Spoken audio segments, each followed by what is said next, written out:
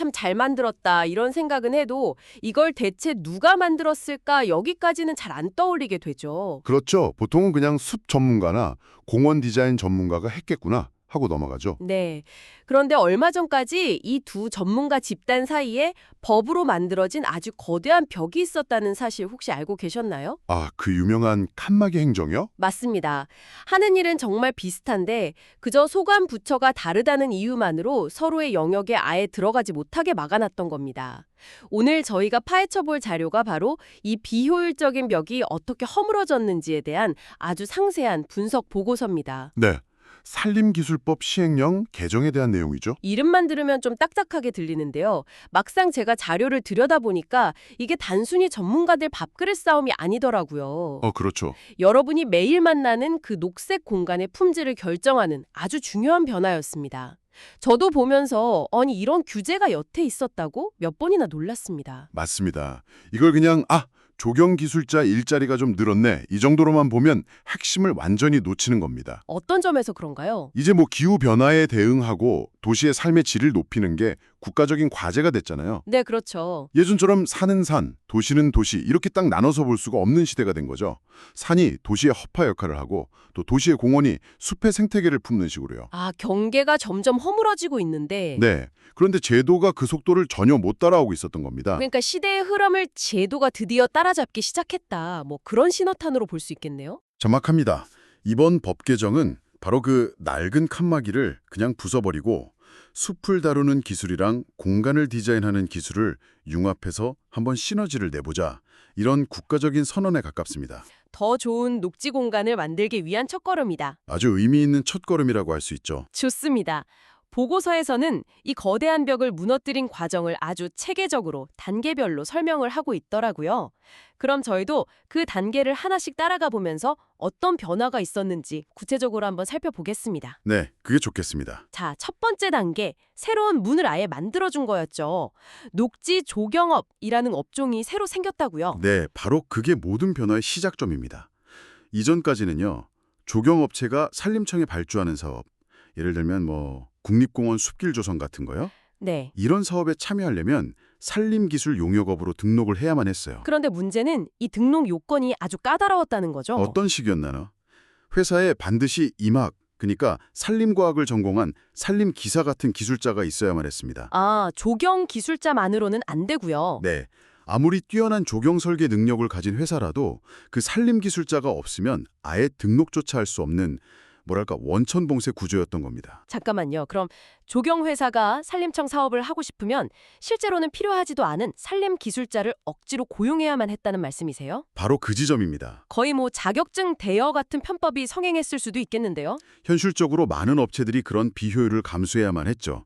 그런데 이번에 법이 바뀌면서 산림기술 용역업, 그 안에다가 녹지조경업이라는 새로운 캐테고리를 딱 만들어준 겁니다. 아예 종류를 하나 신설한 거군요. 네. 그리고 이 녹지조경업의 등록 기준은 순수하게 조경기술자만으로 채울 수 있게 길을 열어준 거죠. 그야말로 조경 전문가들을 위한 새로운 문이 공식적으로 생긴 거네요. 그럼 그 문을 통과하기 위한 조건, 그러니까 진입장벽은 얼마나 낮아졌나요? 아주 현실적으로 바뀌었습니다. 보고서를 보면 고급 녹지조경기술자 1명에 초급 녹지조경기술자 2명. 딱 이렇게 3명의 기술 인력만 있으면 등록이 가능해요. 생각보다 간단한데요? 네. 여기서 핵심은 이 기술자들이 전부 조경기사나 조경기술사 같은 국가 기술 자격 소지자, 즉 순수 조경 인력이라는 점이죠. 더 이상 불필요하게 산림 기술자를 모셔올 필요가 없어진 거네요. 그렇죠. 심지어 자본금이나 사무실 같은 시설 기준도 굉장히 파격적입니다. 그건 또 어떻게 바뀌었습니까? 이니 조경 분야에서 엔지니어링 사업자로 활동하고 있는 회사라면 추가적인 자본금 투자나 사무실 확장 없이 그냥 등록이 가능하게 해줬어요. 와, 이중 투자를 막아준 거네요. 네, 행정 절차를 간소화해서 기존에 실력 있는 업체들이 최대한 빠르고 부담 없이 새로운 시장으로 들어오라는 그런 시그널을 준 셈입니다. 알겠습니다. 이제 첫 번째 벽돌이 빠졌네요. 회사 단위로 시장에 진입할 수 있는 문이 열렸습니다. 그런데 문만 열어준다고 끝이 아니잖아요. 그렇죠. 그 문으로 들어갈 개개인, 즉 기술자들의 신분을 인정해주는 절차가 필요했을 텐데요. 이게 두 번째 단계인 녹지 조경 기술자의 등장이군요. 맞습니다. 이전에는 산림기술자라는 큰 틀 안에 임업이나 산림공학 전문가들만 있었거든요. 네네. 이제 그 안에 녹지조경기술자라는 새로운 종류를 공식적으로 추가한 겁니다. 그리고 이들도 경력이나 자격증에 따라서 초급부터 특급까지 4단계로 등급을 부여받게 됐죠. 여기서 제가 자료를 보면서 정말 무릎을 탁 쳤던 부분이 바로 경력 인정 문제였습니다. 이게 어떻게 보면 이번 개정의 하이라이트 같아요? 아, 맞습니다. 가장 중요한 부분이죠. 예전에는 아파트 단지나 대규모 공원 조경을 수십 년 동안 해온 장인이라도 산림 분야에서는 경력을 거의 인정받지 못했다면서요? 그게 가장 불합리하고 어찌 보면 좀 비상식적인 부분이었어요. 한번 상상해 보세요. 네. 30년 동안 대한민국 최고급 아파트 단지의 조경을 도맡아온 명인이 있습니다. 모두가 인정하는 전문가죠. 그렇죠. 그런데 이분이 바로 옆에 있는 구규림 산책로 조성 사업에 참여하려면 경력이 0으로 취급되는 겁니다. 갓 졸업한 산림학과 학생보다도 인정을 못 받는 거죠. 이게 바로 낡은 법이 만들어낸 코미디였습니다. 정말 비현실적이네요. 마치 최고의 이탈리안 셰프한테 한식 요리사 자격증이 없다고 주방에 못 들어오게 막는 거랑 비슷한 느낌인데요? 아주 적절한 비유입니다. 이번 개정은 바로 그 코미디를 끝냈습니다. 법조항에 아주 명확하게 못을 박았어요. 뭐라고요? 녹지조경 기술자의 관련 업무는 건설산업기본법에 따른 조경공사, 조경식재공사, 조경시설물공사의 설계, 시공, 감리 업무를 포함한다. 이렇게요. 와, 저 문장 하나가 엄청난 변화를 가져왔겠네요. 혁명적인 변화죠.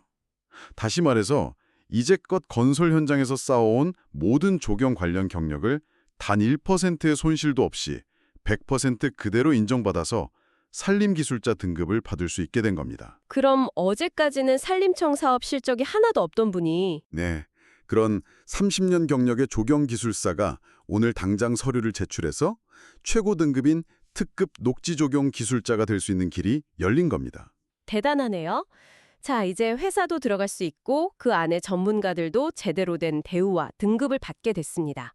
그럼 이제 이 새로운 신분으로 실제로 누빌 수 있는 운동장 자체가 넓어져야 의미가 있지 않겠습니까? 그렇죠. 활동 무대가 넓어져야죠. 이들이 구체적으로 어떤 사업에 참여할 수 있게 된 건지 세 번째 단계인 업무 범위 확대를 좀 들여다보죠. 활동 무대가 그야말로 대폭 넓어졌습니다. 보고서에서 몇 가지 핵심적인 변화를 짚고 있는데요. 네. 우선 도시숲, 생활숲, 가로수같이 우리 생활과 아주 밀접한 사업들입니다. 과거에는 조경업체가 주로 나무를 심는 조성 단계에만 참여할 수 있었어요. 아, 만드는 데까지만요? 네. 하지만 이제는 기획과 설계부터 완공 후의 유지 관리, 그리고 더 나은 공간을 위한 컨설팅까지 사업의 전 과정을 책임질 수 있게 됐습니다. 단순히 시공만 하는 게 아니라 그 공간의 장기적인 생명력까지 책임지는 역할로 격상된 거군요. 그렇습니다. 그리고 정말 중요한 변화가 숲길 조성 사업에서 일어났습니다. 아까 잠깐 언급하셨죠? 이게 왜 그렇게 중요한가요? 이전에는 조경 기술자가 숲길 사업에 참여할 때 공사 규모에 제한이 있었습니다. 아, 제한이요. 네, 아주 작은, 말 그대로 동네 뒷산 오솔길 정도의 사업만 할 수 있었죠. 왜냐하면 과거에는 숲길을 그냥 산에 내는 길, 그러니까 임도처럼 토목공사의 관점으로만 봤기 때문입니다. 하지만 요즘 사람들이 숲길에서 원하는 건 그냥 길이 아니잖아요. 바로 그겁니다. 경치도 즐기고 쉬어가고 자연을 체험하는 복합적인 공간을 원하죠. 맞습니다. 이번 개정으로 그 공사 규모 제한이 완전히 사라졌습니다. 와, 완전히요. 네, 숲길을 단순한 토목시설이 아니라 경관과 체험을 디자인하는 공간으로 인정한 결과죠. 이제 조경업체가 지리산 둘레길이나 제주 올레길 같은 국가적인 장거리 트레킹 코스의 마스터 플랜을 그릴 수도 있게 된 겁니다. 정말 큰 변화네요. 그 외에도 디자인 역량이 중요한 유아 숲체험원이나 수록원, 정원 같은 사업에서도 조경 기술자의 참여가 법적으로 보장되면서 앞으로 이런 시설들의 수준이 한 단계 올라갈 것으로 기대됩니다. 좋습니다. 법과 제도가 이렇게 바뀌어도 실제 공사 현장에서 제대로 적용이 안 되면 다 소용없는 일이겠죠. 보고서의 네 번째 단계가 바로 이 현장 적용 문제를 다루고 있습니다. 네, 기술자 배치 기준이죠. 이건 좀 더 실무적인 이야기 같네요. 네, 아주 중요하고 현실적인 부분입니다. 사업을 수주했을 때 공사 현장에 어떤 자격을 가진 책임자를 배치해야 하는지를 정하는 기준이거든요. 거기서도 변화가 있었군요. 네, 여기서도 조경 기술자의 위상이 산림 기술자와 동등하게 격상됐습니다. 예를 들어 주실 수 있나요? 보고서에 나온 대표적인 사례가 있습니다. 공사비 10억 원이 넘는 대형 숲길 조성 사업의 경우 이전에는 현장 책임자로 반드시 산림공학 기술자를 배치해야만 했습니다. 산림공학 기술자요? 네, 쉽게 말해 숲 토목 전문가만 가능했던 거죠. 디자인을 아무리 잘해도 현장 책임자는 될 수 없었던 거군요. 맞습니다. 그런데 이제는 산림공학 기술자 또는 녹지 조경 기술자를 배치하면 됩니다. 아, 또는이 붙었네요. 네, 발주처나 사업자가 프로젝트의 성격에 맞게 숲 토목 전문가와 공간 디자인 전문가 중에 더 적합한 사람을 선택할 수 있는 권한이 생긴 겁니다. 와, 그 또는이라는 단어 하나가 정말 큰 차이를 만드네요. 심지어 대형 프로젝트의 총책임자 자리까지 열렸다고요? 그렇습니다.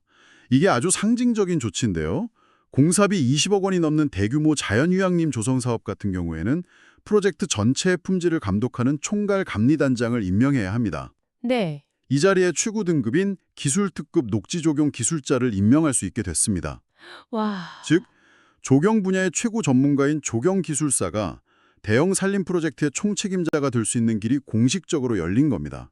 이건 단순히 참여를 허용하는 수준을 넘어선 거죠. 조경 분야의 전문성을 산림 분야와 동등한 최고 수준으로 인정했다. 이렇게 볼 수 있겠군요. 네, 정확합니다. 자, 이렇게 4단계에 걸쳐서 거대한 벽이 허물어지는 과정을 따라와 봤습니다. 회사 등록에 문이 열렸고, 개인의 경력과 자격이 인정됐고, 활동할 수 있는 사업의 범위가 넓어졌고, 마침내 현장에서 실질적인 권한까지 얻게 됐네요. 네, 단계별로 착착 진행이 됐죠. 그럼 이 모든 변화가 가져올 기대 효과는 무엇일까요? 어떤 그림이 그려지나요? 보고서는 크게 3가지 긍정적인 효과를 전망합니다. 첫째는 단연 경제적 효율성입니다. 아까 이야기했던 불필요한 인력 고용 같은 거요? 네, 그런 비정상적인 관행을 할 필요가 없어졌습니다. 기존의 핵심 인력으로 새로운 시장에 진출하니 비용은 줄고 기회는 늘어나는 거죠. 두 번째는 우리 모두에게 좋은 소식이겠네요. 바로 산림 사업의 품질 향상이죠. 맞습니다. 산림이 가진 생태적인 지식과 조경이 가진 공간 디자인 능력이 제대로 결합되면서 훨씬 수준 높은 녹지 공간이 만들어질 겁니다. 예를 들면 어떤 걸까요? 과거에는 그저 나무를 빽빽하게 심어서 생존율을 높이는 데만 집중했다면 이제는 사람들이 그 공간을 어떻게 이용할지, 동선은 어떻게 만들고 어디에 벤치를 놓아야 가장 편안할지, 즉 사람의 경험까지 고려하게 되는 거죠. 마지막 세 번째는 행정의 투명성이군요. 네, 그동안 조경업체들은 산림사업에 참여하더라도 정식 계약이 아니라 아는 업체를 통해 하도급을 받는 식으로 음지에서 일하는 경우가 많았거든요. 아, 하지만 이제 제도권 안으로 당당하게 들어오면서 모든 과정이 양성화되고 투명해지는 거죠. 발주처 입장에서도 더 다양한 업체들의 창의적인 제안을 받아보고 공정하게 경쟁시켜서 가장 좋은 결과물을 선택할 수 있게 되니 긍정적입니다. 이렇게 장밋빛 전망을 이야기하다 보니 정말 모든 문제가 해결된 것 같은데요. 하지만 보고서 말미에 아주 중요한 현실적인 숙제를 지적하고 있습니다. 네, 아직 넘어야 할 산이 있죠. 좋은 법을 만들어 놓고도 현장에서 제대로 작동하지 못하게 말목을 잡는 문제가 있다고요. 상시 근무 원칙을 둘러싼 딜레마. 이건 대체 무슨 이야기인가요? 이 부분이 현재 가장 큰 논란거리자 이번 개혁의 성패를 가를 수 있는 암초 같은 존재입니다. 어떤 내용이죠? 사실 이번 법 개정의 핵심 취지 중 하나는 한 명의 기술자가 기존에 등록된 조경 엔지니어링업과 새로 생긴 녹지 조경업에 중복으로 등록될 수 있게 해서 기업의 인력 부담을 줄여주자는 것이었습니다. 그렇죠. 한 사람이 두 가지 자격을 다 활용할 수 있게 하자는 거였죠. 그런데 일부 행정기관에서 상시 근무라는 법조항을 아주 기계적으로 좁게 해석하기 시작한 겁니다. 기계적으로요? 네. 아니 한 사람이 어떻게 물리적으로 두 개의 다른 회사에 동시에 상시 근무를 할 수 있느냐? 이건 불가능하다라는 논리를 펴는 거죠. 아, 법의 취지는 규제 완화였는데 현장에서는 그걸 다른 법조항을 끌어와서 다시 옥죄는 상황이 벌어지고 있는 거군요. 정확합니다. 이런 해석이 굳어지면 법은 분명히 바뀌었는데 실제로는 한 기술자가 두 업종에 중복으로 등록하는 것이 불가능해지는 모순이 발생합니다. 그렇게 되면 결국 기업은 법 개정의 혜택을 전혀 누리지 못하고 또다시 녹지 조경업 등록을 위해 별도의 인력을 새로 채용해야만 하는 거죠. 법 개정 효과가 절반 이하로 뚝 떨어질 수 있는 심각한 문제입니다. 좋은 의도로 뚫어놓은 길을 낡은 행정해석으로 다시 막아버릴 수도 있는 위험이네요. 이거 말고도 발주 담당자들의 관행을 바꾸는 것도 여전히 과제로 남아있다고요? 네. 법적으로 조경 기술자를 현장 책임자로 배치할 수 있게 되었어도 일선의 발주 담당자들이 수십 년간 해오던 관행에 따라서 입찰 자격 조건에 산림공학 기술자만 가능이라고 명시하는 경우가 여전히 많다고 합니다. 아직도요? 네. 새로운 제도에 대한 인식이 부족하거나 혹시 모를 감사에 대한 부담감 때문에 좀 몸을 사리는 거죠. 오늘 저희는 산림기술법 시행령 개정이라는 어찌 보면 딱딱한 주제를 가지고 조경과 산림 사이에 있던 거대한 벽이 허물어지는 과정을 5단계에 걸쳐 깊이 있게 들여다봤습니다. 네. 이건 단순히 두 전문 분야의 영토 분쟁이 아니라 기후위기 시대에 우리 사회의 녹색 인프라를 어떻게 더 효율적이고 수준 높게 만들 것인가에 대한 중요한 정책적 전환입니다. 네, 맞습니다. 하지만 방금 이야기 나눈 상시 근무 해석 문제나 현장의 낡은 관행처럼 좋은 제도가 현실에 제대로 뿌리내리기까지는 아직 넘어야 할 산이 남아있는 것 같습니다. 입법의 취지를 살리는 유연하고 적극적인 행정해석이 절실한 시점이죠. 이 논의를 마무리하면서 여러분께 이런 질문을 드리고 싶습니다. 다음에 새로 생긴 공원이나 멋진 숲길을 걸으실 때 한번 생각해 보세요. 이 공간이 단순히 나무를 심고 길을 내는 것을 넘어서 이 공간을 이용하는 사람의 경험을 얼마나 깊이 생각하고 디자인했는지를요. 이번 법 개정은 바로 그 질문의 가치를 국가가 공식적으로 인정한 것이나 다름없습니다. 더 나아가 우리 사회 다른 분야에도 혹시 전문가들 사이에 존재하는 이런 보이지 않는 벽은 없을까요? 그 벽을 허물었을 때 우리 모두에게 어떤 더 나은 결과가 돌아올 수 있을지 한 번쯤 생각해보는 계기가 되었으면 합니다.